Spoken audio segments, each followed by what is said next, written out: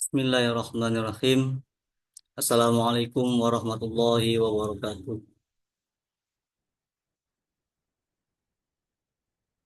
Bismillahirrahmanirrahim.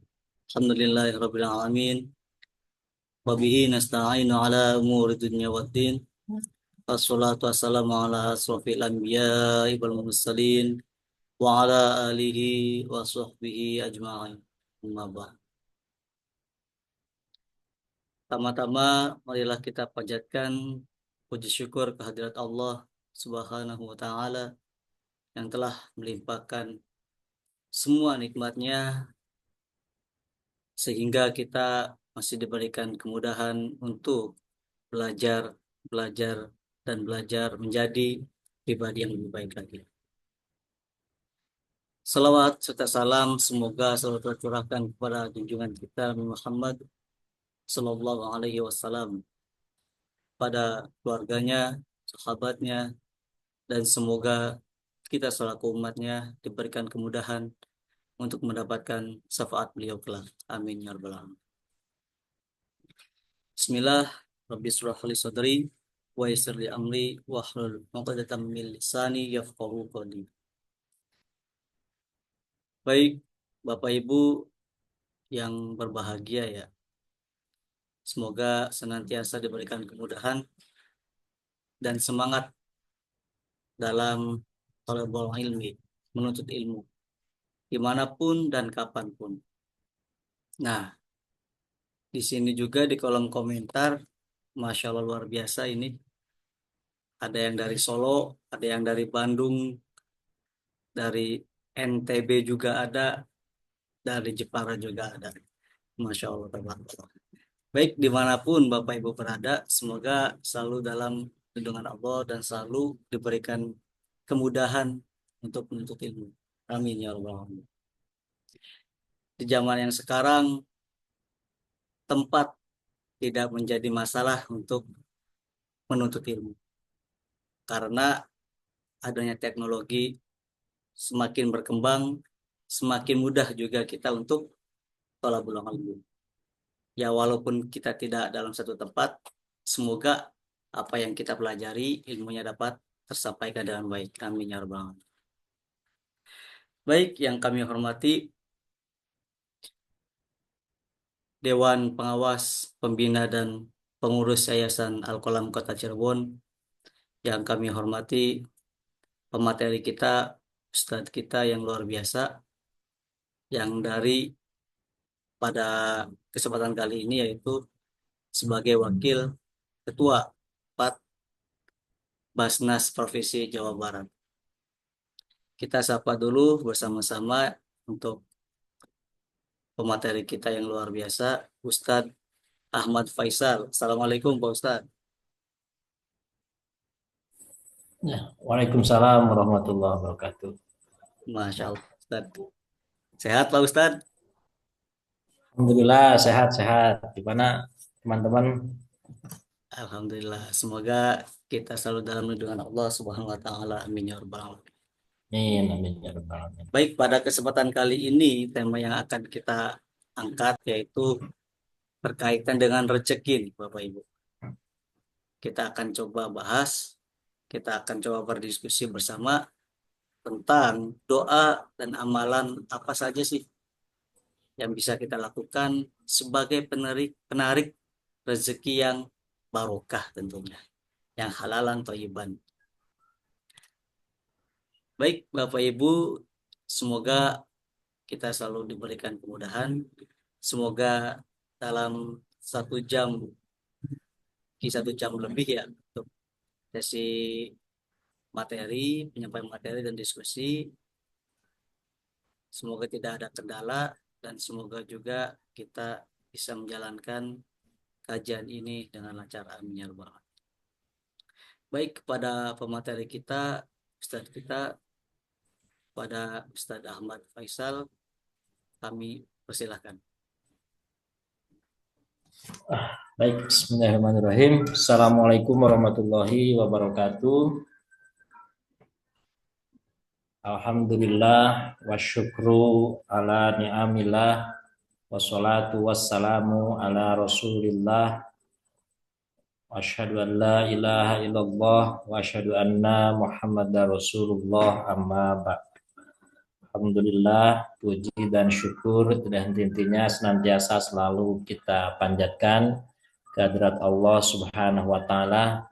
Atas izinnya, atas takdirnya hari ini kita diberikan kesempatan untuk masih bisa bersilaturahmi melalui media Zoom, dan mudah-mudahan silaturahmi ini jadi amal soleh dan juga jadi penghapus bagi dosa-dosa kita semuanya.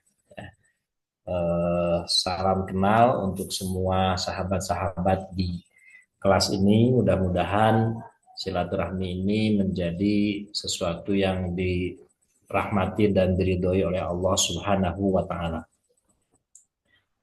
Baik, rekan-rekan semuanya, seperti halnya tema yang tadi disebutkan oleh moderator, ya, tema kita tentang rezeki, ya. Rezeki, kenapa? Apakah memang teman-teman di sini masih kesulitan mendapatkan rezeki atau bagaimana? Ya, apakah rezekinya termasuk yang melimpah, mengalir deras, atau yang seret? Nah, kan? Apakah masih banyak merasa, oh saya rezekinya kok seret banget, gitu ya? Oh saya mau ini itu kok susah, makan hanya apa adanya dan sebagainya. Ya. Rizki itu, kenapa orang-orang mencari rizki? Ya, karena dia pengen kaya. Apakah yang kita cari itu rizki atau kekayaan? Nah, kan banyak orang yang mencari itu kekayaan. Kekayaan tentu bagian dari rizki. Tetapi pertanyaannya kemudian, apakah boleh kita berdoa meminta kaya? Kan kalau doanya mah Robbirzuqni, ya Allah berikan aku rizki, gitu ya. Kan doanya gitu ya, Robbirzuqni, Robbi zidni ilman warzuqni fahman, atau Robbirzuqni rizqan katsiran mubarakan. Ya Allah berilah aku rizki yang banyak dan berkah. Dan kita berdoanya rata-rata rizki. Tapi kemudian apakah boleh nggak kalau kita berdoanya minta kaya? Ya. Siapa yang mau kaya di sini? Angkat tangan boleh? Oh, ini pada mau nih, mau jadi orang kaya ya. Jadi boleh nggak kita berdoa minta supaya kaya? Kan kalau berdoa minta rezeki sering biasa. Nah, pertanyaannya kalau doanya minta kaya, boleh atau tidak? Nah, ternyata ada contohnya. Contohnya dalam Al-Quran surat Shod ayat 35, ini doanya Nabi Sulaiman. Doanya Nabi Sulaiman ini keren. Doanya begini. Qala rabbighfirli wa habli mulkan la yambaghi li ahadim min ba'di innaka antal wahhab. Qala, Nabi Sulaiman berkata, rabbighfirli, ya Allah ampunilah aku, wa habli mulkan, dan berikanlah kepadaku kerajaan, la yambaghi li ahadim min ba'di, yang tidak akan pernah dimiliki oleh siapapun sesudahku. Nah, ini luar biasa. Berikan aku kekayaan yang tidak akan pernah dimiliki lagi oleh siapapun sesudahku. Berikan aku kerajaan yang tidak akan pernah dimiliki lagi oleh siapapun sesudahku. Itu berarti apa? Itu berarti doa Nabi Sulaiman jadi orang terkaya di dunia sepanjang waktu. Songong nggak tuh itu doa, ya. Jadi Nabi Sulaiman ingin minta kepada Allah kerajaan yang tidak ada yang memiliki kerajaan itu siapapun sesudahku, artinya sesudah Nabi Sulaiman. Berarti kan dia menjadi orang yang terkaya di dunia saat itu dan setelahnya. Oh, berarti doa Nabi Sulaiman dia jadi orang terkaya di dunia, ya, baik ketika dia masih hidup, Nabi Sulaiman masih hidup, maupun setelah meninggal. Jadi doa Nabi Sulaiman setelah meninggalnya Nabi Sulaiman sampai saat ini tuh nggak ada orang yang lebih kaya dari Nabi Sulaiman. Itu doanya. Ya, berarti di situ menunjukkan bahwa boleh kita meminta doa kekayaan yang berlimpah, kekayaan yang banyak, boleh. Ya. Kenapa? Karena Allah Maha Kaya, karena Allah Maha Punya. Karena kita yakin, makanya di ujungnya di surat Shad ayat 35 tadi, innaka angtal wahhab, sesungguhnya engkau adalah Maha Pemberi. Nah, jadi kita boleh meminta rezeki yang banyak, meminta kekayaan yang banyak, ya, bahkan meminta jadi orang terkaya sedunia pun boleh-boleh saja, ya. Artinya itu tidak dilarang. Ini mindset dulu nih, sebelum kita mengaju ke amalan, kita mindset dulu. Banyak orang berpikir begini, ya, buat apa jadi orang kaya, ya? Nanti hisabnya lebih banyak, mendingan jadi orang miskin, pas-pasan, hisabannya sedikit, kan begitu ya. Banyak yang berpikir begitu. Kalau jadi orang kaya dihisabnya lebih banyak, lebih lama. Jadi mendingan orang miskin. Nah, bahkan ada yang mengatakan ya kekayaan itu bisa menjadi penghalang masuk surga. Terus ada lagi ya hal-hal lain lah ya. Intinya bahwa mindset kita kalau berpikir seperti itu, maka itu sama dengan doa. Maka itulah yang akan dikabulkan. Kita tidak akan jadi orang kaya. Kenapa? Karena mindset kita begitu. Karena kalau orang kaya hidupnya susah, apa hisabannya susah dan sebagainya. Ya, padahal kalau kita berdoa dalam kondisi kaya dengan berdoa dalam kondisi miskin kan lebih enak dalam kondisi kaya ya. Berdoa di hotel mewah dengan berdoa di tempat biasa kan beda kan gitu ya. Nah, itu mindset dulu. Mindsetnya adalah bahwa jangan berpikir kekayaan itu sesuatu yang madorot, kekayaan itu sesuatu yang jelek, ya. Justru umat Islam harus kaya raya, harus jadi orang kaya. Supaya apa? Orang kaya itu bisa memberikan banyak manfaat. Manfaatnya jauh lebih banyak. Ketika seorang kaya, dia punya perusahaan, satu perusahaan punya karyawan 1.000, maka dia sudah menolong 1.000 orang mendapatkan nafkah. Kan luar biasa. Kalau saya orang miskin, tidak bisa mempekerjakan orang, ya amal saya segini-gininya. Hanya cukup untuk makan sehari-hari saja, hanya cukup untuk keluarga saja. Maka manfaat lebih apa yang bisa saya berikan? Kan gitu. Jadi pada akhirnya berusahalah untuk kaya, berdoalah untuk kaya, dan berusahalah untuk kaya. Berdoalah untuk dapat rezeki yang banyak, dan berusahalah untuk dapat rezeki yang banyak. Bahkan tadi Nabi Sulaiman mencontohkan bahwa berikan aku kekayaan yang tidak dimiliki oleh siapapun setelahku. Berarti apa? Orang terkaya. Jadi kalau Anda mau berdoa, jangan tanggung-tanggung. Jangan tanggung-tanggung. Doanya yang paling tinggi. Kenapa? Karena yang kita berdoa kepada Allah dan Allah itu maha kaya. Jadi kalau kita berdoanya sedikit, itu sama dengan menyepelekan Allah. Ya, kalau berdoanya sedikit sama dengan kita menyepelekan Allah, seolah-olah Allah itu nggak mampu memenuhi doa kita. Allah itu nggak mampu untuk mengijabah doa kita. Maka doa kita itu yang paling tinggi, yang paling besar. Ya, doa itu yang paling luar biasa. Lalu kemudian berdoa itu harus disertai dengan keyakinan bahwa Allah pasti kabulkan. Ingat, dalilnya sudah jelas. Ud'uni astajib lakum. Berdoalah kepadaku, aku akan jawab. Aku akan ijabah. Kan gitu. Itu nggak ada penghalang, nggak ada. Ud'uni astajib lakum. Ya, berdoalah, pasti aku akan ijabah. Artinya tidak mungkin doa kita tidak diijabah. Tidak mungkin doa kita tidak dijawab oleh Allah Subhanahu wa taala. Allah pasti jawab. Ya, cuman kemudian ada orang-orang yang tidak yakin. Orang-orang yang tidak yakin sudah berdoa sekian lama kok saya masih susah terus hidupnya. Wah, ini mah doa saya tidak dikabulkan. Nah, itulah penyebab doa kita tidak dikabulkan. Bukan karena Allah tidak mampu, bukan karena Allah tidak bisa, karena kita sudah berputus asa. Makanya wala la taqnutu min rahmatillah, jangan berputus asa dari rahmat Allah, ya.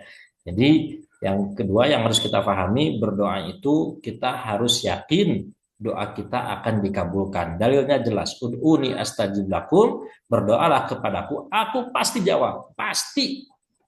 Cuman kemudian ijabah dari doa-doa kita ada banyak macamnya. Ada yang langsung dikabulkan saat itu, ya. Begitu kita berdoa, ya Allah, saya ingin beli iPhone, tiba-tiba tring langsung ada ya. Bisa jadi begitu, atau ada yang ngasih tiba-tiba berapa jam kemudian, berapa saat kemudian tiba-tiba ada yang ngasih. Itu doanya langsung dikabulkan, alhamdulillah. Tapi ada juga yang doanya itu ditangguhkan, tidak dikabulkan sekarang, tapi nanti di akhirat, ya, nanti di akhirat. Itu yang kedua. Atau bisa jadi doa kita dikabulkan hanya dalam bentuk yang lain. Dalam bentuk yang lain. Contoh misalkan ya, ketika kita berdoa minta rezeki yang banyak. Allah nggak ngasih kita uang, tapi Allah ngasih kita Allah nggak ngasih kita uang, tapi Allah ngasih kita apa namanya ya, keselamatan.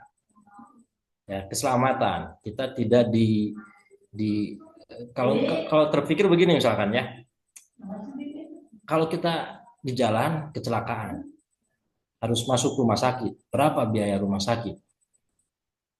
Per harinya berapa? Biaya operasi berapa? Biaya ini itu berapa? Itu luar biasa. Kalau kita hitung berapa, dan ketika kejadian kecelakaan itu kita ada di situ, tapi kita selamat. Nah, Allah kasih kita, kabulkan doa kita rizki yang banyak dengan kita tidak masuk rumah sakit gara-gara kecelakaan itu. Memang uangnya tidak kita pegang, tapi dengan kita selamat, tidak kecelakaan, itulah rizki yang Allah berikan, kabulkan doa-doa kita. Ya. Dengan kita punya badan sehat, tidak masuk ke rumah sakit yang biayanya puluhan juta, ya, itu Allah berarti kabulkan doa kita agar kita punya rizki yang banyak. Nah, begitu ya. Jadi kemungkinan doa kita itu dikabulkan segera, ditangguhkan nanti, atau dikabulkan dalam bentuk yang lain, ya. Tetapi pasti diijabah karena dalilnya jelas, ud'uni astajib lakum, berdoalah kepadaku aku jawab. Nah, gitu ya. Oke, jadi sekali lagi doa itu yang pertama minta yang paling besar, yang paling baik, yang paling luar biasa, jangan tanggung-tanggung ya. Berdoa jangan yang sepele-sepele saja. Ya Allah, aku mah gak minta uang banyak-banyak, cukup ya 50.000, terlalu sedikit itu. Ya, terlalu sedikit. Jangan juga salah nanti. Ya Allah, aku mah cita-citanya eh, ingin hidup senang. Aku mah cita-citanya ingin duduk diam saja, tapi kemudian uang datang nyamperin. Nah, gitu. Ya, kalau kita doa kayak gitu, semua doa akan dikabul. Ada orang yang doa kayak gitu, ya Allah, aku mah ingin duduk diam saja, uang datang nyamperin, dikabul itu, dikabul beneran. Jadi apa? Profesinya jadi penjaga WC umum. Wah, kan dikabul tuh. Penjaga WC umum duduk diam, uang nyamperin, kan betul kan? Nah, itu dikabul kan Allah. Makanya jangan sembarangan berdoanya. Kalau berdoanya sembarang kayak gitu, betul-betul dikabul jadinya ya. Jadi doanya yang paling tinggi, yang paling besar, yang paling indah, yang paling kita inginkan. Ya, jangan tanggung-tanggung. Berdoa yang paling besar, yang paling banyak. Seperti Nabi Sulaiman tadi. Dia berdoa minta kekayaan yang tidak pernah dimiliki oleh saudaraku. Wah, itu luar biasa. Ya. Yang kedua, kita harus yakin akan doa-doa kita. Kita harus yakin bahwa doa kita akan dikabul. Pada taknutu min rahmatillah, jangan berputus asa dari rahmat Allah. Jadi kalau satu kali doa belum datang, wae, dua kali doa belum datang juga, tiga kali, empat kali, udah bosen gak mau doa lagi. Nah, itu berarti bisa jadi pada saat kita menyerah berdoa itu tinggal satu kali lagi Allah kabulkan tuh. Cuman karena menyerah nggak mau doa lagi, ya udah nggak dikabulkan pada akhirnya, kan bisa jadi begitu ya. Nah, jadi kita yakin doa-doa kita pasti akan dikabulkan ya. Nah, yang berikutnya bahwa berdoa itu ya sebetulnya gini, kalau doa itu bisa dengan bahasa apapun kan begini. Allah itu dekat. wa idza sa'alaka ibadi anni fa inni qarib, ya. Jika hambaku bertanya meminta kepadaku, maka katakan aku ini dekat. Uji budak watada'i idza da'an falyastajibu li wal yu'minu bi. Aku akan mengabulkan doanya para pendoa ketika dia berdoa kepadaku. Falyastajibu li wal yu'minu bi, tapi tolong kata Allah penuhilah kewajiban-kewajiban dariku. Wal yu'minu bi, berimanlah kepadaku, yakinlah, percayalah kepadaku.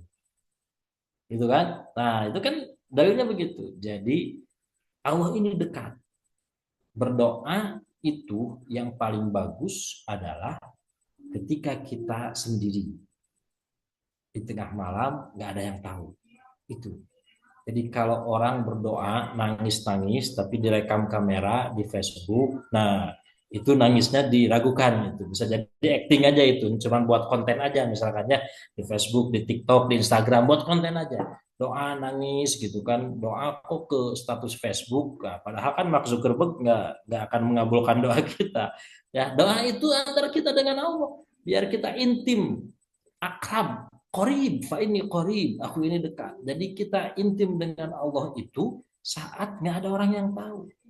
Kalau di depan orang lain, doanya bisa jadi pencitraan saja. Doanya bisa jadi hanya ingin terlihat soleh saja. Tetapi kalau kita lagi sendiri, doa kepada Allah dan di situ kemudian kita mencurahkan air mata, nggak ada yang tahu. Oh, itu benar-benar dekat berarti sama Allah. Benar dekat sama Allah. Jadi kedekatan kita itu kepada Allah tidak perlu diumbar. Karena yang menunjukkan dekat atau tidak yang hanya tahu kita sendiri. Ya, jangan sampai itu lagi mau sholat tahajud kemudian bikinlah status alhamdulillah sudah rakaat kedua sholat tahajud malam-malam gitu ya. Alhamdulillah sudah ruku. Lah itu dia yang ngetik siapa itu lagi sholat kok ngetik status kan begitu. Ya tidak begitu. Karena urusan doa itu urusan kita dengan Allah. Maka tidak perlu teriak-teriak. Doa itu tadarruan wa khufyatan. Ya, tadarruan wa khufyatan, karena dengan suara yang lirih, dengan rasa takut dan mengharap kepada Allah. Doa itu lirih, meminta, memohon. Bagaimana kemudian ada yang doanya teriak-teriakan di masjid, itu mah lagi latihan. Anak-anak, ngajarin anak-anak supaya hafal doa-doanya, ya. Tetapi doa yang akan dikabulkan dengan Allah adalah ketika hati kita betul-betul terkait dengan Allah, dekat banget, ya. Dan itu nggak perlu orang lain tahu, hanya diri kita sendiri aja yang tahu. Apalagi kan ada dalil yang mengatakan bahwa berdoa yang paling baik itu mendoakan seseorang dan orang itu tidak tahu bahwa dia sedang didoakan. Nah, itu keren, ya. Kita ketika mendoakan orang lain nggak perlu tahu orang lain itu, jangan bilang kamu aku doain ya, udah aku doain kamu meninggal balas aku, nah misalkan gitu, nggak perlu. Kalau mau mendoakan orang lain doakan walaupun dia tidak tahu, gitu ya. Nah itu kunci agar doa-doa kita dikabulkan tadi ya.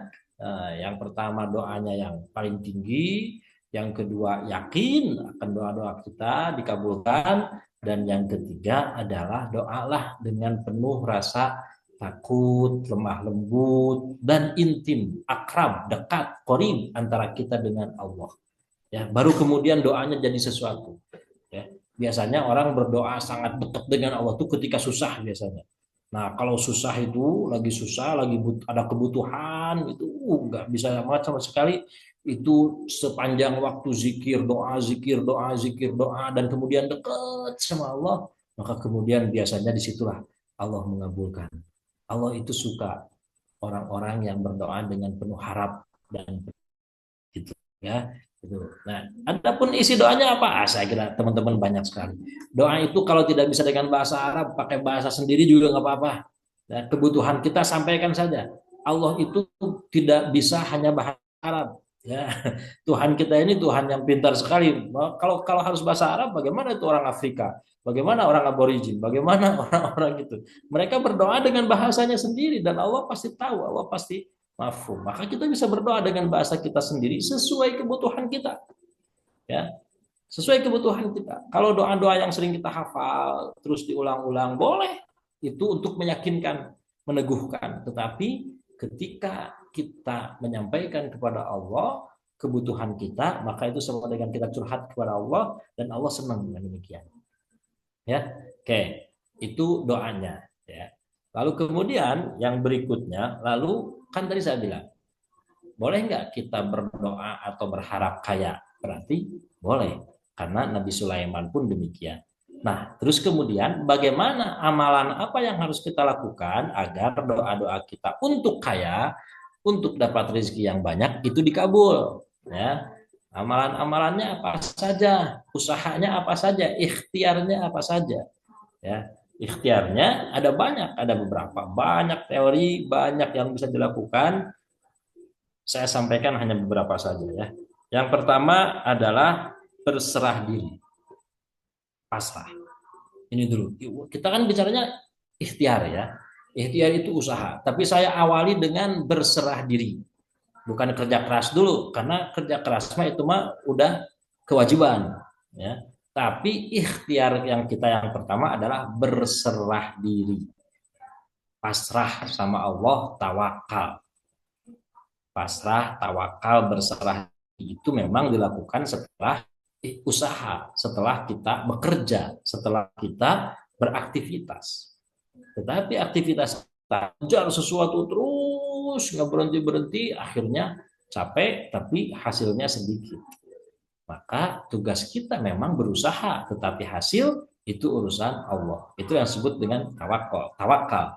Fa'idha azamta fatawakal ala Allah. Jika kamu sudah berkehendak, bertawakallah kepada Allah. Lakukan aktivitas, tapi hasilnya biar Allah yang ngurus. Seringkali sesuatu yang datang itu kemudian tidak pernah kita undang, ya, tidak pernah kita harapkan kok tiba-tiba datang. Tapi sebaliknya, yang kita kejar terus-terusan kejar, ternyata nggak dapat-dapat, ya. Justru kita mengejar sesuatu nggak dapat pada saat kita berserah, lalu kemudian ternyata dapat. Nah itulah ilmu ikhlas. Ya, ilmu ikhlas itu ketika kemudian kita sudah berusaha, Allah kabul, Allah belum mengabulkan, tapi kita pasrah, ya Allah, aku serahkan kepadamu. Biasanya setelah itu justru malah Allah kasih yang apa yang kita inginkan, bahkan lebih daripada apa yang kita inginkan. Ya, kenapa? Karena ya itu mah urusan Allah. Allah yang ngasih, ya. Wa annahu huwa agna wa akna, dan sungguhnya Allah lah yang maha kaya, memberi kekayaan dan memberi kecukupan. Ya. Ingat, Allah itu ngasih dua hal. Dalam surat An-Najm itu, wa annahu huwa agna wa akna. Nah ini menarik nih. Kalau di ayat-ayat sebelumnya, wa annahu dialah yang menghidupkan dan mematikan. Dialah yang menciptakan laki-laki dan perempuan. Dialah yang kemudian memberikan kekayaan dan kecukupan, bukan kemiskinan. Allah itu ngasih kekayaan dan kecukupan. Ya, jadi pilihannya cuma dua, kaya atau cukup. Lalu kenapa ada orang yang jadi miskin? Itu mindsetnya yang miskin. Itu mindset yang miskin. Makanya pertama ya, kita berserah diri kepada Allah, pasrah, tugas kita mah usaha, tugas kita mah ikhtiar. Hasilnya biar Allah yang memutuskan. Yang kedua, amalan kita banyak bersyukur. Gimana caranya saya bersyukur? Orang masih hidup susah. Bersyukur itu bukan untuk orang kaya. Apapun yang kita dapatkan, rajin-rajinlah bersyukur. Dengan bersyukur, hati kita menjadi tenang, hati kita menjadi bahagia, maka kemudian romanmu wajah kita juga jadi berseri, dan kemudian ketika berseri, kita bekerja akan lebih baik. Dan orang lain melihat wajah yang berseri dengan yang wajah cemberut, tentu beda. Itu beda. Kalau misalkan saya punya karyawan, yang satu wajahnya selalu senyum, ramah gitu ya, selalu humble, yang satu lagi wajahnya cemberut terus, ya kan? Ketika saya harus memilih di antara dua karyawan itu, salah satu di PHK, mana yang akan saya pertahankan? Yang saya pertahankan yang wajahnya senyum, yang humble, yang baik, yang ramah. Kenapa? Ya itu akan mendatangkan rezeki. Tapi kalau karena merasa hidup susah, terus kemudian mukanya ditekuk, jarang senyum, jarang ketawa, jarang ramah kepada orang lain, nah itu mah rezekinya udah bisa dipastikan seret. Rezekinya seret. Ya. Karena orang pada dasarnya tidak mau bekerja sama dengan orang-orang yang seperti itu. Orang tidak mau bekerja sama dengan orang-orang yang cemberut terus, yang yang mukanya nggak bersahabat, gitu orang nggak mau bekerja sama dengan seperti itu. Makanya untuk bisa punya wajah yang senyum, yang ramah, yang humble, apa kuncinya? Bersyukur. Kenapa orang bisa senyum? Karena dia bahagia. Kenapa dia bahagia? Dia menikmati apa yang Allah berikan. Allah itu ngasih kita nikmat itu udah banyak banget. Dari mulai kita menghirup nafas sampai kemudian kita bangun tidur sampai tidur lagi itu rezeki semua tuh, itu kebaikan semua itu. Kalau kita tidak bersyukur, wah kebangetan itu. Karena Allah ngasih kita banyak. Cuman seringkali orang kita lebih mengingat kesulitannya dibanding kesyukurannya. Lebih mengingat kesulitannya ketimbang nikmatnya. Nabi siapa ya? Saya lupa lagi. Nabi Ayub kalau nggak salah ya. Pernah sakit kan lama. Sekitar 10 tahun sakit. Ditanya, kenapa kamu sakit tapi kok tidak terlihat murung? Kamu masih terus. Saya bersyukur walaupun sakit. Dia mengatakan umur saya sekarang 60 tahun. Saya sakit 10 tahun. Berarti sehat saya berapa? 50 tahun. Masih lebih banyak sehat daripada sakitnya. Tuh, itu orang yang bersyukur itu begitu.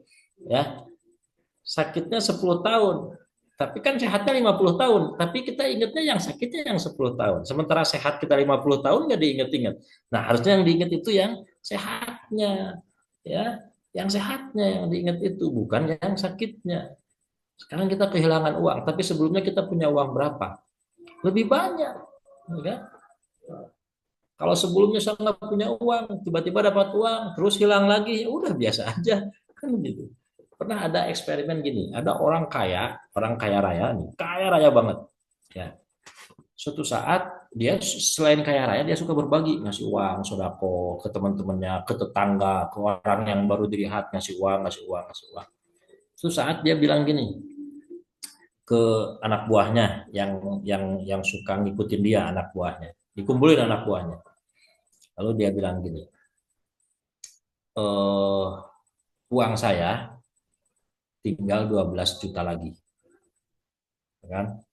Uang saya tinggal 12 juta lagi, ya. Sekarang saya minta kamu, anak buah saya, 10 juta kamu kasihin ke tetangga, ke warga masyarakat. Bagi-bagi tuh ke warga. Yang 2 juta buat kamu, katanya gitu. Ini orang kaya nih ya. Saya punya uang tinggal 12 juta lagi, setelah ini saya nggak punya uang sama sekali. Ya. Sekarang tolong yang 10 juta sedekahkan ke tetangga, yang 2 juta buat kamu. Wah, siap Pak Haji. Ambillah uang itu, bagikan ke tetangga, 2 juta lagi. Tinggal 2 juta dipegang oleh si anak buahnya itu, ya. Oh, berarti kamu punya uang 2 juta. Ya, Pak Haji. Kalau gitu saya minta ya, yang 2 juta kamu buat saya. Jangan dulu Pak Haji. Ini mau punya saya kan gitu. Nah, loh, kan kamu tadi asalnya nggak punya uang. Terus ketika aku minta uang, kenapa kamu nggak mau? Nah, ini bedanya mental kaya dengan mental miskin. Ya, kalau si Pak Hajat tadi mental kaya, dia punya uang pas-pasan, dia bagiin ke semuanya. Tapi orang yang mental miskin, sebelumnya nggak punya uang, begitu dia punya uang, terus diminta lagi, dia nggak mau kasih. Padahal kan sebelumnya nggak punya uang. Nah, makanya kekayaan itu yang penting. Tapi ketika kita asalnya juga nggak punya, terus kemudian kita jadi punya, terus ketika diambil, kenapa harus sedih? Biasa aja. Kan asalnya juga kita nggak punya. Ya, gitu. Maka selalu bersyukur dalam kondisi apapun, termasuk dalam kondisi susah, dalam kondisi kekurangan. Nah, bersyukur itu akan mendatangkan rezeki yang lebih banyak lagi. Lain syakartum, dan akum. Jika kamu bersyukur, aku akan tambah rezekimu.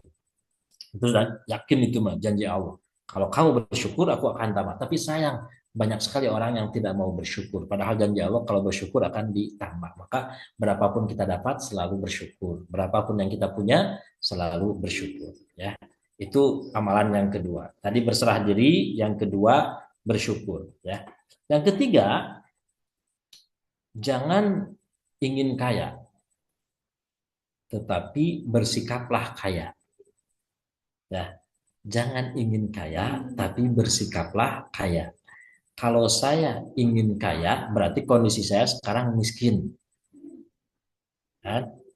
Tapi kalau bersikap kaya, maka walaupun uang saya pas-pasan, tapi saya merasa sebagai orang kaya, maka saya akan rajin sodako, kan gitu. Biasanya orang kalau lagi miskin, dia bilang, kalau saya kaya, saya pasti akan sodako yang banyak, kan gitu. Tapi yakinlah kalau orang yang ngomong gitu, ketika dia kaya, dia tidak akan sodako. Ya, kalau saya kaya nanti saya akan sodako. Kalau saya kaya akan ini akan itu. Nanti ketika dia kaya, yakin dia tidak akan melakukan itu. Ya karena dia mentalnya miskin. Ya, makanya jangan pegang mental miskin, tapi harus mental kaya. Walaupun mungkin uang kita pas-pasan, tapi kita bisa bantu orang. Senang bantu orang, senang nolong orang, senang bersodako, senang berbagi. Nah, itu orang yang mental kaya. Kalau kita ingin kaya, miskin terus. Tapi kalau mental kaya, itu belum kusuk kaya Raffi Ahmad pun kita udah mentalnya udah mental kaya. Senang berbagi, senang sodako, dan sebagainya. Ya, karena bagi orang yang demikian, Allah akan kasih rizki daripada yang tidak disangka-sangka. Ya. Dan jangan membenci orang kaya. Ya, ini kalau kita menginginkan sesuatu yang ada di orang lain, maka cara mendapatkannya adalah jangan benci orang itu. Saya ingin kaya, kita lihat tetangga saya kaya tapi sombong, maka jangan benci orang kaya itu. Kalau kita membenci orang kaya, maka kita akan jauh dari kekayaan itu. Ya, kita tidak perlu eh, eh, kekayaan dia didapat dari mana atau dari siapa, itu nggak penting. Tetapi jangan benci orang yang kita inginkan posisinya. Ya, jadi kalau kita ingin kaya, ya harus suka kepada orang kaya. Ya, kalau kita membenci berarti semakin jauh kita terhadap apa yang kita inginkan itu. Ya. Ya, jadi sekali lagi jangan ingin kaya tapi bersikaplah kaya. Yang berikutnya, yang keempat itu tidak mengulang kesalahan. Ya, banyak orang yang melakukan kesalahan yang sama berulang-ulang. Padahal saran saya jangan melakukan kesalahan yang sama berulang-ulang. Kenapa? Karena masih banyak kesalahan lain yang bisa dilakukan gitu ya. Masih banyak kesalahan lain. Artinya apa? Tambah ilmu, tambah pengalaman ya. Tambah jangan jangan susah, jangan sungkan untuk melakukan sesuatu yang baru. Jangan ragu untuk melakukan sesuatu yang baru. Termasuk ketika kita melakukan kesalahan ya, ingat, kesalahan itu bukan kiamat, bukan akhir dari segalanya. Orang yang salah dan mengakui salah kemudian berbenah itu lebih baik daripada orang yang tidak pernah salah sama sekali. Nah, karena tidak ada manusia yang sempurna. Tapi sejak kecil kita diajarin untuk selalu kalau salah teh malu, kalau salah teh gimana gitu ya dibully. Padahal kesalahan itu biasa.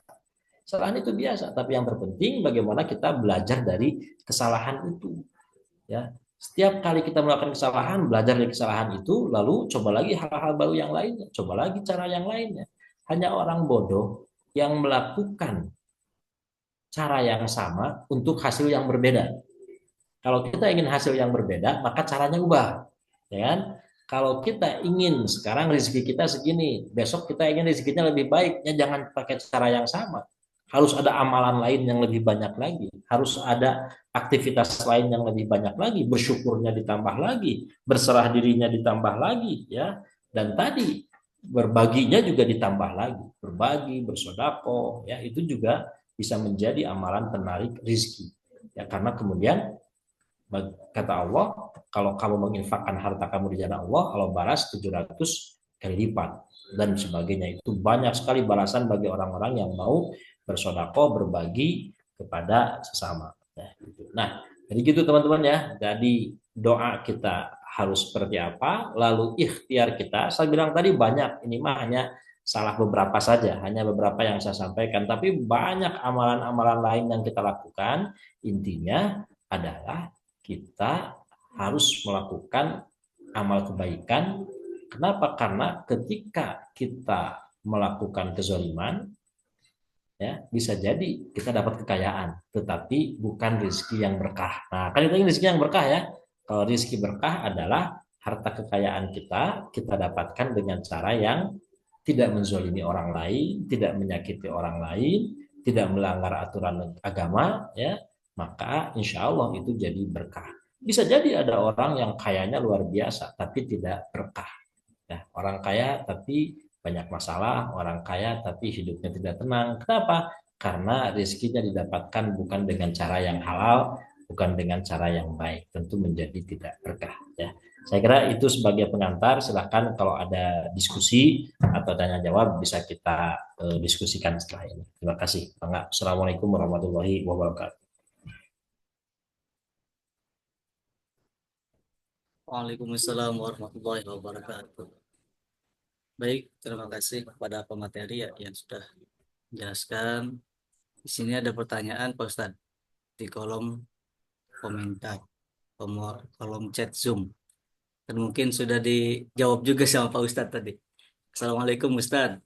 Kalau orang yang dapat rezekinya dengan menipu atau berbuat zolim sama orang lain, apakah rezekinya seret atau malah lancar nih Ustadz? Oke, menjawab ya. Bisa Silakan. jadi rezekinya bukan rezeki, bisa jadi kekayaannya lancar, ya, bisa jadi orang berbuat zalim, menipu dan sebagainya itu cepat dia dapat uang, tetapi easy come, easy go, cepat dapatnya, cepat habisnya, gitu ya, cepat dapatnya, cepat habisnya, karena dia dapatkan dengan cara yang zalim, dengan cara dia bisa jadi dapat secara duniawi, bisa jadi dia dapat uang yang banyak, tetapi kemudian cepat juga hilangnya. Dan orang yang kayak gitu tadi tidak bisa bersikap kaya, padahalnya dia akan jadi merasa miskin terus karena uang cepat dapat tapi juga cepat habis. Biasanya begitu kalau orang yang zolim itu, orang yang dapat harta yang zolim. Contoh nih ada LSM ormas yang kegiatannya apa? Nyari-nyari kesalahan para pejabat, muat di koran, ancam pejabatnya, ya, demo dan sebagainya, salah-salahin, ditemuin, ujung-ujungnya minta uang, kan gitu, ya. Bisa jadi karena pejabatnya takut, dikasihlah uang, gitu kan. Dapat tuh cepet, dapatnya nggak usah kerja keras, usaha cukup ngancem-ngancem aja, cukup ngancem-ngancem demo dan sebagainya. Dapat uangnya, dapat, tapi insya Allah nanti 2-3 hari uang itu sudah habis dan dia minta-minta lagi, kan gitu. Artinya kalau kita mau hidup dengan cara itu, ya mangga, silakan zolimi, sakiti orang lain, tapi saya yakin itu cepat habis juga, itu tidak akan bertahan lama, ya. Dan mental miskin itu kayak gitu. Jadi balik lagi ini mindset. Mindset itu kan gini, kenapa orang berbuat zolim dalam mencari kekayaan? Karena dia merasa cara untuk mendapat kekayaan hanya itu. Nah, itu kan, hanya itu. Padahal dia harusnya berpikir bahwa dunia ini luas, sumber kekayaan itu banyak. Kalau gagal di satu, akan ada tempat lain, akan ada cara lain, akan ada pintu lain. Gagal satu pintu, akan ada pintu lain, pintu lain, pintu lain, terus seperti itu. Bagi orang yang pikirannya sempit, bagi orang yang mindsetnya sempit atau fixed mindset, dia hanya berpikir bahwa cara mendapatkan kekayaan itu hanya itu. Sehingga kalau nggak nipu, dia nggak bakal dapat uang, soalnya gitu ya. Kalau nggak zolim, dia nggak bakal dapat uang. Kalau nggak nyuri, dia nggak bakal dapat uang. Karena dia berpikirnya sempit. Tapi orang yang berpikir kaya, orang yang berpikirnya luas, dia tidak akan melakukan kezaliman itu. Karena dia tahu rezeki banyak pintunya. Gagal di sini, dia akan cari yang lain. Oh, ini gampang nih dapat rezeki, tapi ini mah haram. Hanya udah tinggalin. Karena dia tahu rezeki itu banyak cara yang lain. Ya, oh ini gampang dapat rezeki tapi ada orang yang dirugikan, saya tinggalkan. Kenapa? Karena saya tahu rezeki Allah itu luas dan banyak sekali, pintu rezeki itu banyak, ya. Jadi itu mah orang yang putus asa, yang menganggap bahwa hidupnya kesempatannya untuk dapat rezeki hanya sedikit. Contoh, saya buka warung, di sebelah buka warung juga. Kenapa? Lalu kemudian di sebelah buka warung yang sama, saya marah-marah. Seolah-olah rezeki saya akan keambil oleh orang itu. Nah, itu orang yang pikirannya yang mindsetnya sempit. yang picik, yang miskin kayak gitu. Ya, contohnya apa? Contohnya misalkan sebaliknya nih, contohnya sebaliknya. Indomaret. Di mana ada Indomaret, di situ ada Alfamart, ya. Di situ juga ada Yomart, ya. Ketika Indomaret ada, Alfamart di sampingnya, Indomaret nggak marah, biasa aja. Padahal itu sama jualannya. Bahkan harganya saing-saingan, lebih murah kan gitu. Tapi kok kenapa nggak marah ketika Indomaret ada, Alfamart datang belakangan atau sebaliknya? Kenapa mereka nggak marah? Karena tahu kalau hanya Indomaret satu, ya konsumennya mungkin 100. Tapi ketika ada Alfamart setelahnya, apakah konsumennya dibagi jadi 50-50? Oh tidak. Ternyata konsumennya jadi 200 atau bahkan 300. Nambah Yomat lagi, ternyata konsumennya akan tambah banyak sehingga kemudian mereka tidak takut kehilangan rezeki walaupun ada pesaing. Nah, itulah orang yang mindsetnya kaya, ya. Jadi pintu rezeki itu banyak sekali.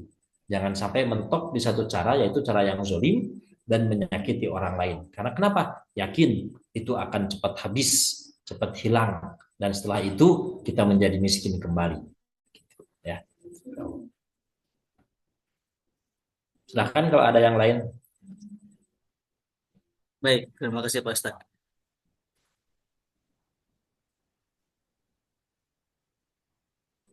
Ada pertanyaan lagi Pak Ustadz di kolom chat.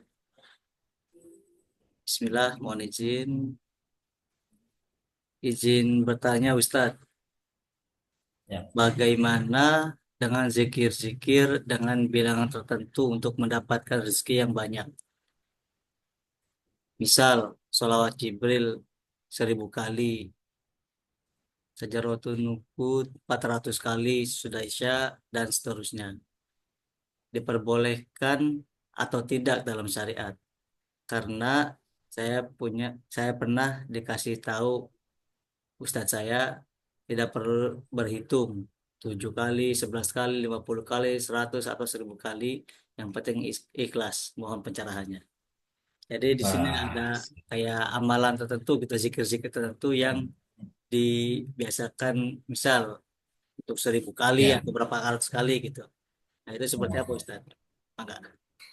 ya, baik. Ya, ini memang ada beberapa perbedaan ya di kalangan kaum muslimin tentang praktek-praktek ini. Saya sih melihatnya dari dua sisi. Satu dari sisi eh, apa namanya sunnah Nabi, ya. Setahu saya, sepengetahuan saya, eh, tidak ada yang berkaitan dengan jumlah-jumlah bilangan-bilangan itu, ya. Tidak secara eksplisit maupun implisit Nabi mencontohkan kalau ingin kaya itu sekian ratus kali, sekian ribu kali, itu tidak ada, ya, tidak ada. Abdurrahman bin Auf yang kaya raya itu tidak tercatat dia melakukan zikir-zikir sebanyak 1000 kali, 2000 kali dan sebagainya. Ya, itu satu. Sisi lain, saya melihat begini, kenapa orang berdoa sampai amalan doa-doa tertentu sampai sekian ratus kali, sekian ribu kali. Saya melihatnya dari sudut pandang psikologis, sudut pandang untuk dia meneguhkan hati, gitu ya, untuk meneguhkan hati. Ada orang-orang yang kalau berdoa sekali nggak kerasa. Kan tadi saya bilang, kalau doa itu harus benar-benar dekat sama Allah. Nah, bagi orang ini, ya, kalau dia doa, ya Allah, aku minta rezeki, sudah sekali selesai, itu nggak ngefek gitu. Artinya kedekatannya itu nggak ada. Makanya kemudian mungkin ada ustadz-ustadz yang mengajarkan bagi orang-orang itu, kamu 100 kali. Maksudnya karena mungkin dia hatinya keras. Untuk melembutkan hati maka dia ulang-ulang astagfirullahaladzim, astagfirullahaladzim, astagfirullahaladzim. Kan begitu ya. Kalau saya misalkan astagfirullahaladzim sekali, oh ya udah biasa aja. Tapi kalau 1000 kali mungkin akan lebih kena. Tapi kalau 100 kali mungkin akan lebih kena, begitu ya. Walaupun kemudian kita tidak perlu menghitung sampai 100 atau 1000 karena susah juga ngitungnya. Gimana caranya kan pada akhirnya bukan astagfirullahnya. Jadi hitungannya tadi udah berapa ya? 950. Nah, 91. Jadi fokusnya ke hitungan. Ya, kalau saya silahkan mau berapa kali pun nggak masalah. Ya, pada satu saat saya pernah berdoa membacakan kalimat thayyibah subhanallah walhamdulillah wala ilaha illallah itu diulang-ulang. Saya nggak hitung itu berapa kali sampai berapa ratus kali saya nggak hitung. Tapi saya ulang-ulang. Dengan diulang-ulang itu meneguhkan hati saya dan meneguhkan hati saya dan lebih dekat lagi kepada Allah. Artinya ya Allah saya benar-benar butuh ini teh kan gitu. Maka saya sebut nama Allah berkali-kali, berulang-ulang. Mungkin kalau dihitung mungkin sampai 100 kali, mungkin sampai 200 kali. Ya, itu silahkan. Ya, silahkan. Kalau dalam karena secara psikologis tentu itu akan membantu meneguhkan dan menguatkan hati kita. Kayak orang yang memelet, kan ya, pelet. Kenapa orang bisa dipelet? Sebetulnya karena sering disebut-sebut aja gitu. Karena kayak hipnotis gitu ya, kayak hipnotis itu. Jadi nama dia atau posisi kita dimasukkan ke dalam pikirannya. Nah, ini gimana caranya memasukkan Allah dalam pikiran kita, masukkan Allah dalam hati kita. Ada yang cukup sekali, ada yang cukup 10 kali, tapi ada juga orang yang harus beratus kali supaya kemudian dia teguh.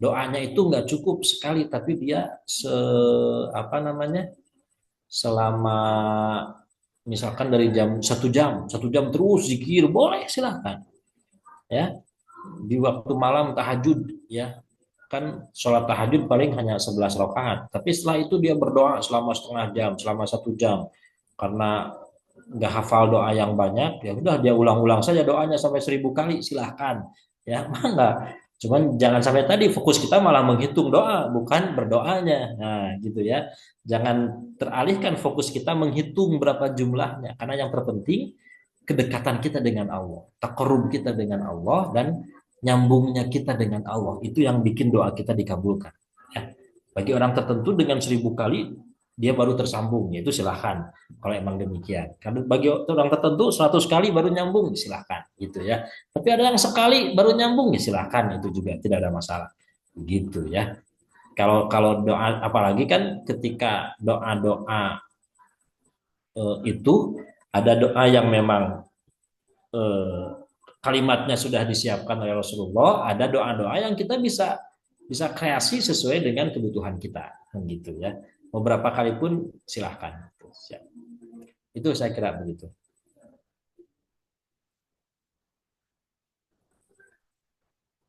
Silakan kalau ada yang lain. Baik, ada pertanyaan lagi di kolom chat, Pak Ustaz. Bagaimanakah cara bersyukur yang benar? Apakah cukup dengan mengatakan Alhamdulillah? Maka, Ya, ini panjang nih, karena nanti temanya tentang bersyukur udah lagi ya. Jadi kalau bersyukur itu, alhamdulillah itu salah satu dari cara bersyukur. Salah satu ya. Ya, salah satunya alhamdulillah artinya segala puji bagi Allah. Ya, artinya kita dapat nikmat, tapi yang kita puji Allah, gitu ya. Kita dapat nikmat, yang kita puji Allah kan ya gitu jadi sebetulnya bersyukur kalau alhamdulillah itu adalah melemparkan semua kebaikan itu kepada Allah ya kepada Allah semua yang baik itu dari Allah semua yang jelek itu dari kita ya Nabi Ibrahim mengatakan wa idza maridtu fahuwa yashfin jika aku sakit, Allah yang menyembuhkan. Nah, ini menarik nih. Kalimatnya gini, jika aku sakit. Berarti sakit itu siapa? Aku penyebab sakit itu. Ya. Tapi kalau urusan yang baik-baik sembuh fahuwa yashfin, Allah yang menyembuhkan. Sembuh itu kan baik. Siapa yang baik dari siapa? Dari Allah. Nah, gitu ya. Itu teh menunjukkan alhamdulillah itu bersyukur dengan mengembalikan kepada Allah. Ya. Tapi secara filosofisnya bersyukur itu adalah meyakini bahwa semua yang kita dapatkan ini pemberian dari Allah. Maka tidak ada peluang bagi kita untuk bersedih. Peluang bagi kita untuk mengeluh. Ya, bersedih boleh, boleh, tapi jangan lama-lama. Mengeluh boleh sebentar, curhat aja. Setelah itu jangan dipelihara. Ya, kenapa? Karena nikmat Allah jauh lebih banyak dari kita. Maka secara filosofis adalah kita meyakini bahwa kita dapat nikmat yang banyak, dan sekaligus juga nikmat yang banyak itu dari Allah, bukan hasil karya kita sendiri, ya. Makanya ada tuh di mobil-mobil suka ada yang orang kaya punya mobil ya, tapi dia imannya cukup kuat, suka ditulisin tuh di belakangnya, hada min fadli robbi. Nah, ini merupakan pemberian dari Tuhanku, ya kan gitu. Jadi dapat mobil teh dia yakin bahwa itu dari Allah. Ya maka semuanya kita kembalikan kepada Allah. Ya, alhamdulillah sekali lagi salah satu cara bersyukur, tapi harus dimaknai, harus dipahami maknanya. Bukan hanya mengucap alhamdulillah, tapi mengembalikan semuanya ini dari Allah. Dan ketika kita dapat rizki, ya kemudian rizki itu dari Allah dan kita syukuri seberapapun besarnya, ya seberapapun besarnya, gitu. Itu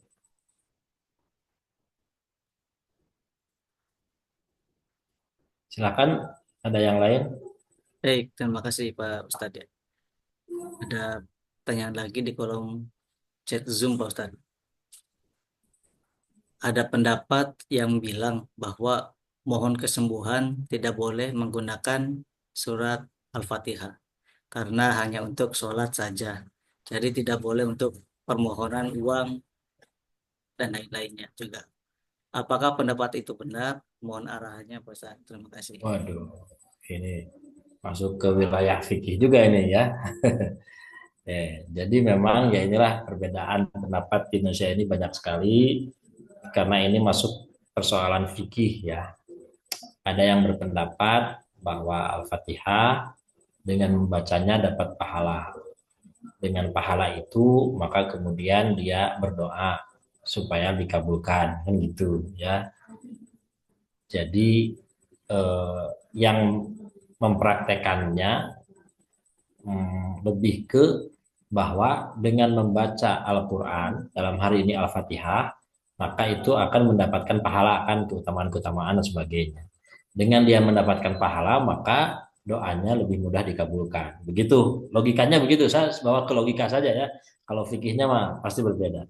Ya, tapi kalau misalkan Al-Fatihah kan tidak doa untuk yang sakit misalkan ya, Al-Fatihah mah Al-Fatihah saja. Ya silakan kalau Anda memang tidak berdoa dengan Al-Fatihah juga tidak apa-apa, langsung berdoa ya.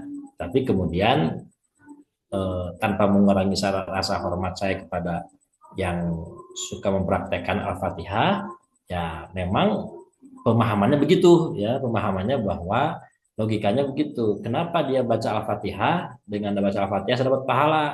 Dengan dapat pahala saya berdoanya akan dikabulkan gitu ya.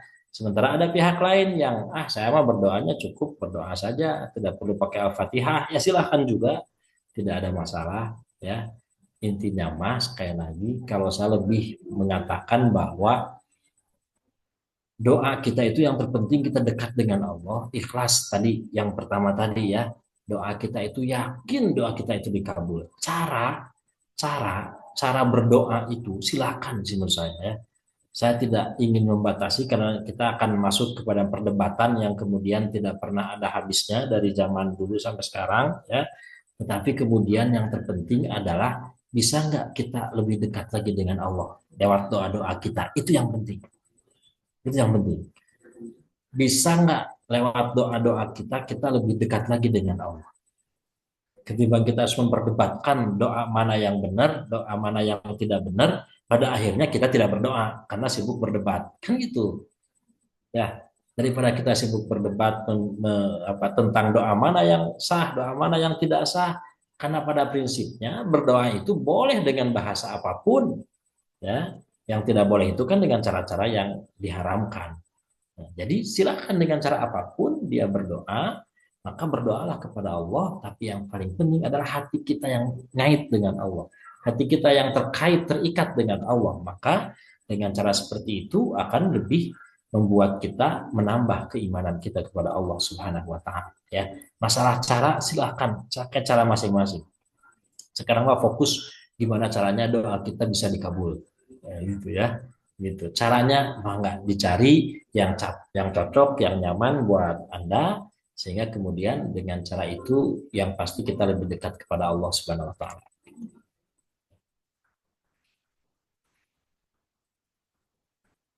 Masih ada? Baik, terima kasih Pak Ustadz. Mungkin barangkali ada yang ingin ditanyakan lagi atau didiskusikan lagi, kita batasi satu atau dua pertanyaan lagi. Barangkali masih ada dari Bapak Ibu, maka bisa dituliskan di kolom chat seperti biasa, atau barangkali ingin menyampaikan secara langsung, boleh angkat tangan. Nanti kita akan mempersilahkan untuk bertanya secara langsung. Terima kasih.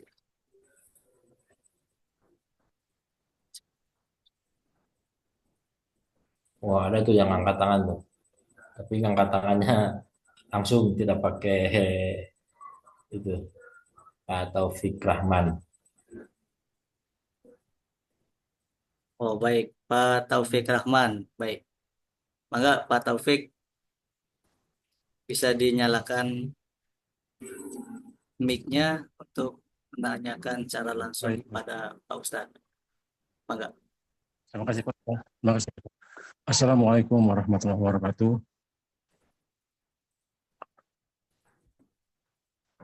Halo, Ya, silakan Pak. saya ada suara saya? Halo, halo, Ya, silakan Pak. saya dengar suara. Bisa? Oke. Baik, Pak. Terima kasih atas waktunya. Assalamualaikum warahmatullahi wabarakatuh. Waalaikumsalam. Saya ingin bertanya, Pak. Saya Taufik Rahman dari Muara Enim, Sumatera Selatan. Jadi ini saya berdiskusi juga cara bahwa orang yang selalu Putus-putus Pak. mohon maaf yang Pak Taufik, mungkin suaranya putus-putus Pak Taufik. ya sehingga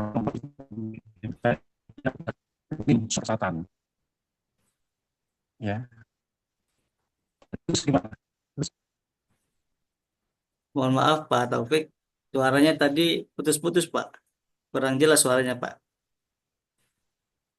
ya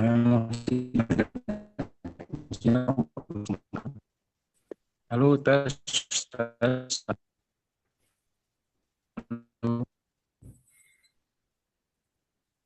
halo Ya, halo tes satu dengar jelas.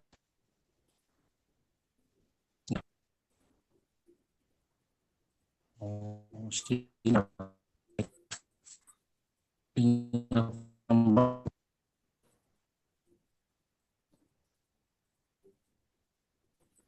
halo. Halo ya. Mohon maaf Pak Taufik, Halo, suaranya putus-putus Pak Taufik. halo.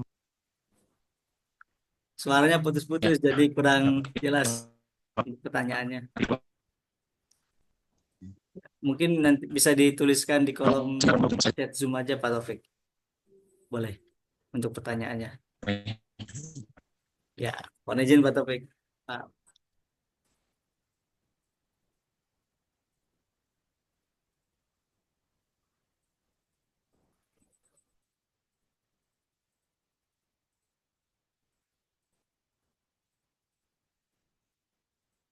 Silakan. Ada yang lain?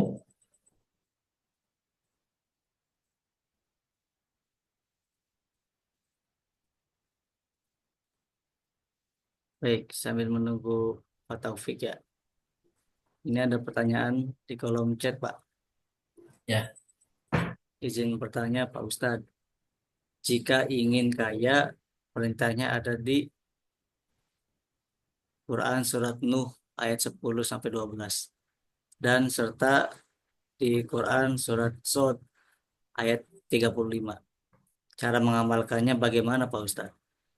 Serta kalau dengan istighfar, bagaimana bagaimana Pak Ustadz? Karena kondisi jadi sedang down saja kalau Pak Ustadz.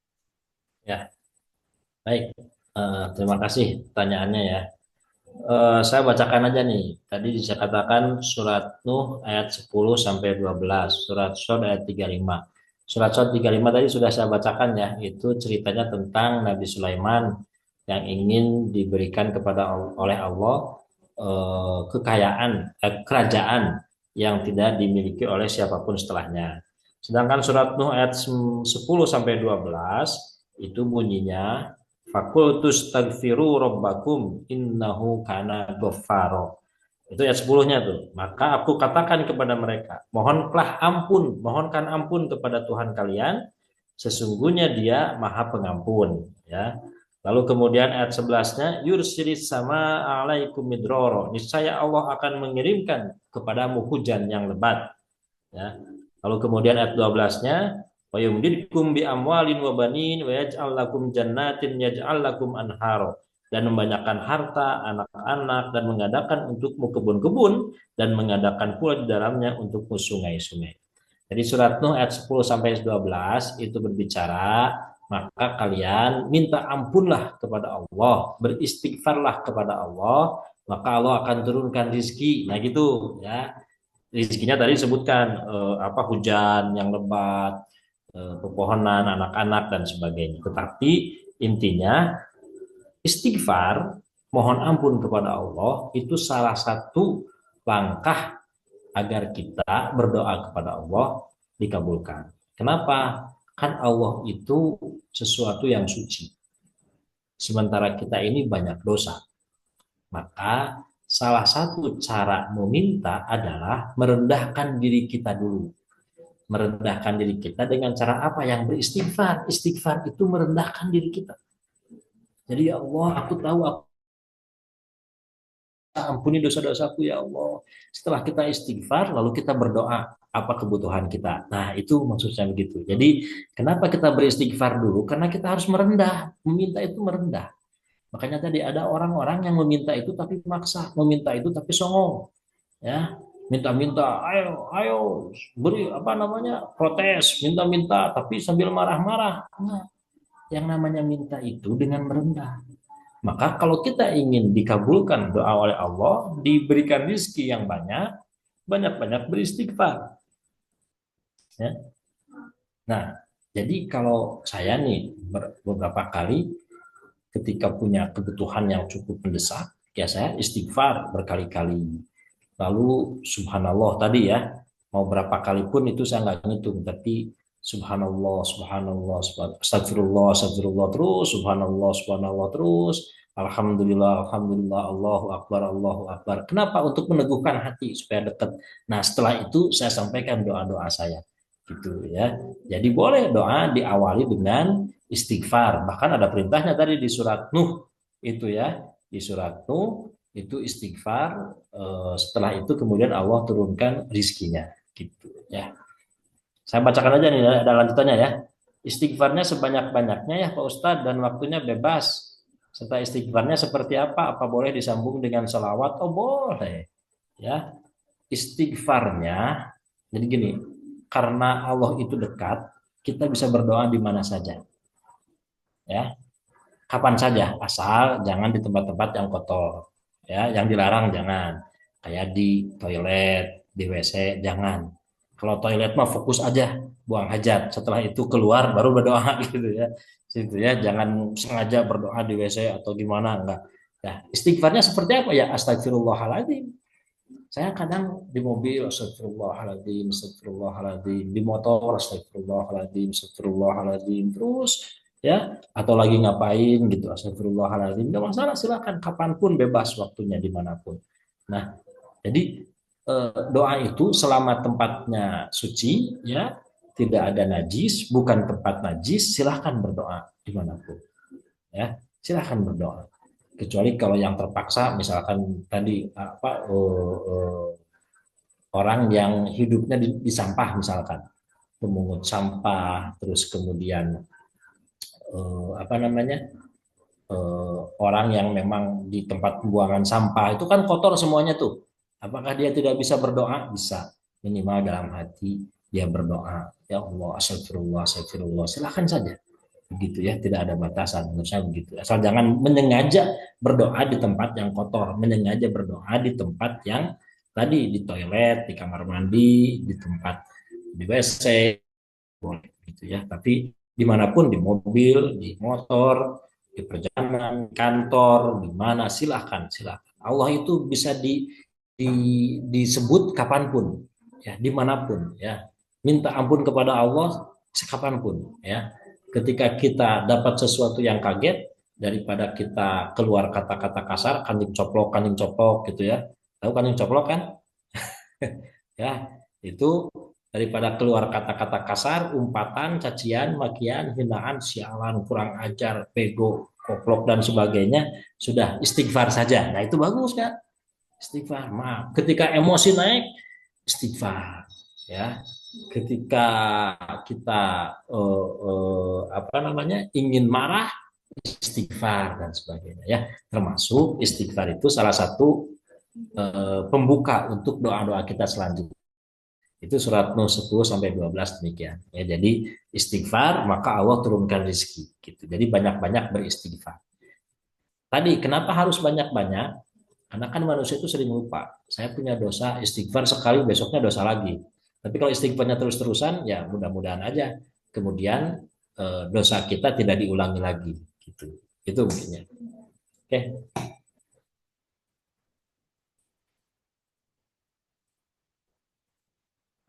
Baik, ini ada pertanyaan dari Pak Taufik nih, Pak Ustadz.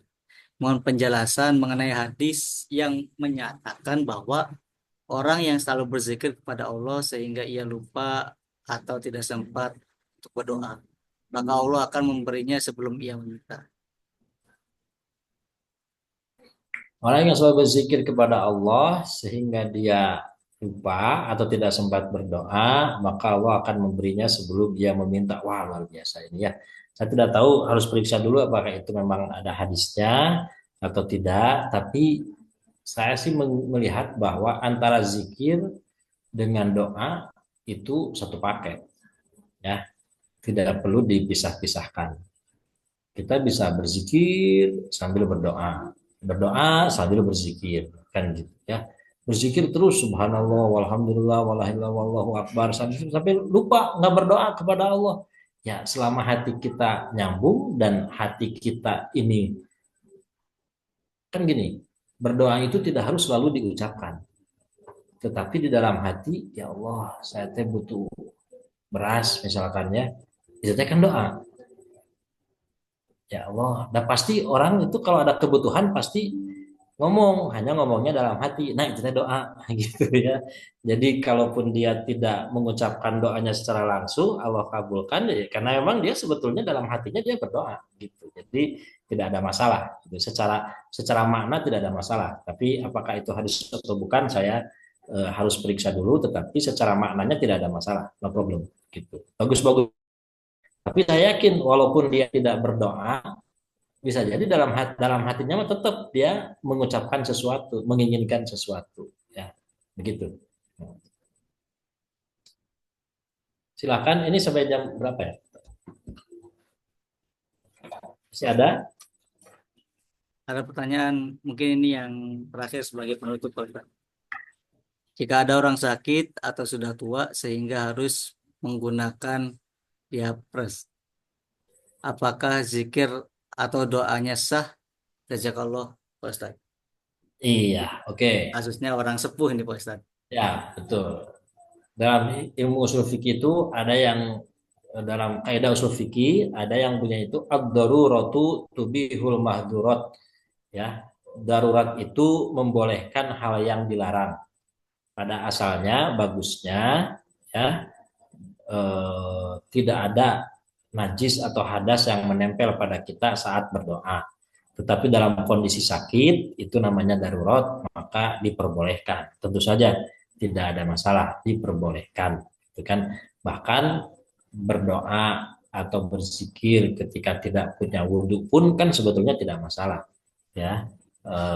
Karena misalkan di jalan kita ketemu sesuatu lalu mengucapkan nama Allah astagfirullahaladzim padahal sekarang nggak punya wudhu kan boleh-boleh saja, tidak ada masalah ya, termasuk tadi. Nah, kalau konteksnya yang sakit maka tentu itu boleh, sangat boleh ya. Jadi apa namanya, itu namanya termasuk kategori darurat, ad-daruratu tubihul mahdurat ya. Jadi darurat itu membolehkan hal-hal yang dilarang. Gitu. Itu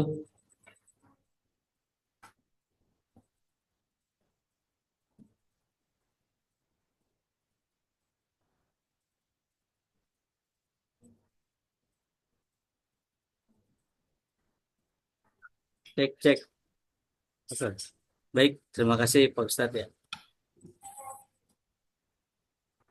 Waduh, ini kalau dilanjutin mungkin sampai pagi nih Pak Ustadz. Tanyanya terus. ya. Oke, mungkin untuk kesempatan kita pada hari ini kita cukupkan ya kajian kita. Alhamdulillah, terima kasih pada pemateri kita, Ustadz kita yang luar biasa, Pak Ustadz Ahmad Faisal. Terima kasih kepada Bapak Ibu yang selalu semangat dalam mencari ilmu. Semoga apa yang kita lakukan pada malam hari ini diberikan kemudahan untuk mengamalkannya, diberikan kemudahan juga untuk menerima apa yang kita pelajari hari ini.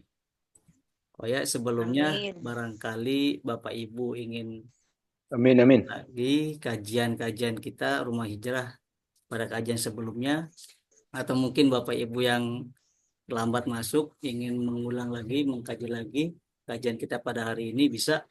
Untuk link Zoom-nya kita sudah sampaikan, sudah kita kirimkan ke kolom chat ya, mangga nanti bisa dicek. Insya Allah semua kajian kita, siaran ulang kita upload ke akun YouTube Rumah Hijrah Official.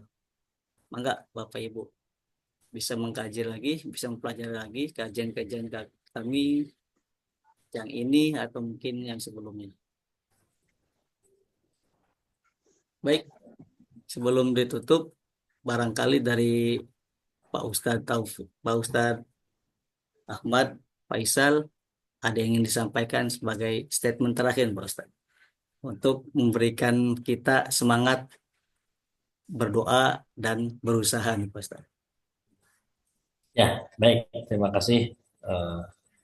Jadi sebagai penutup, saya ingin sampaikan kepada teman-teman seperti yang firman Allah tadi, wa idza sa'alaka ibadi anni fa inni qarib.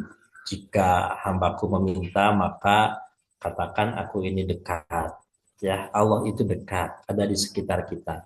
Cuman seringkali kita yang menjauhinya dengan menganggap bahwa hidup kita paling susah, masalah kita paling berat. Ya, padahal orang lain bisa jadi ada masalah yang jauh lebih berat. Jangan merasa jadi si paling susah, si paling ripuh, si paling berat ya. Insya Allah kalau kita dekat sama Allah, Allah bantu untuk menyelesaikan masalah kita. Allah bantu untuk memenuhi kebutuhan-kebutuhan kita. Asalkan kita mau terus berdoa dan berikhtiar melakukan amal-amal soleh, kebaikan-kebaikan itu kapanpun, dimanapun kita lakukan, saat suka maupun saat sedih, saat senang maupun saat susah, dan seterusnya, kita terus mendekat dan berdoa kepada Allah. Insya Allah, pada saatnya nanti, pada waktu yang tepat, maka semua kesulitan kita akan hilang, dan semua kebutuhan kita akan dipenuhi oleh Allah Subhanahu wa Ta'ala. Itu saja. Terima kasih. Mohon maaf jika ada hal-hal yang kurang berkenan. Mudah-mudahan Allah limpahkan rezeki yang banyak dan berkah kepada kita semuanya. Mudah-mudahan Allah mudahkan segala urusan kita. Mudah-mudahan Allah indahkan hidup kita. Rabbana la tuzigh qulubana ba'da idh hadaitana wa hab lana min ladunka rahmah innaka antal wahhab. Rabbana atina fid dunya hasanah wa fil akhirati hasanah wa qina adzabannar. Aqulu qouli hadza wa astaghfirullah li wa lakum. Assalamualaikum warahmatullahi wabarakatuh. Waalaikumsalam Warahmatullahi wabarakatuh. Terima kasih Ustadz. Jazakallah khair. Sama ya. Baik, terima kasih Pak Ustadz, terima kasih Bapak Ibu. Dengan ini, Alhamdulillah, kajian kita cukupkan. Sampai bertemu di kajian Rumah Hijrah berikutnya. Mohon maaf bila ada kesalahan. Kami akhiri. Wassalamualaikum warahmatullahi wabarakatuh. Assalamualaikum warahmatullahi wabarakatuh. Alhamdulillah. Kamu mah lupa-lupa banget.